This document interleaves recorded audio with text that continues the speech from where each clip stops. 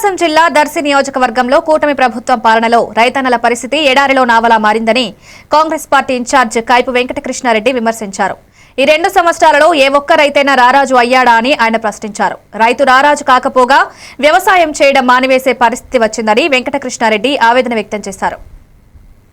నమస్కారం. గ్రామ సభలో భాగంగా నిన్న పోతవరంలో కూటమి నాయకురాలు పుట్టిపాటి లక్ష్మి గారు మాట్లాడుతూ రైతేని రాజుని చేయడమే కూటమి ప్రభుత్వం లక్ష్యం అంటున్నారు. మా దర్శి నియోజకవర్గం అంతా రైతాంగ కుటుంబాలే. మీరు ఆ మాట అనగానే నిజంగా చాలా మంది అయితే నవ్వుకొనే ఉంటారు.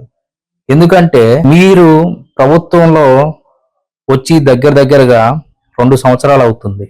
ఏమి ఇచ్చారని చెప్పి మీరు రైతుని రాజుని చేస్తామని అంటున్నారు. దీన్నైతే కాంగ్రెస్ పార్టీ తీవ్రంగా ఖండిస్తుంది. ఎందుకంటే కూటమి ప్రభుత్వం అనేది రైతులకి వ్యతిరేకం.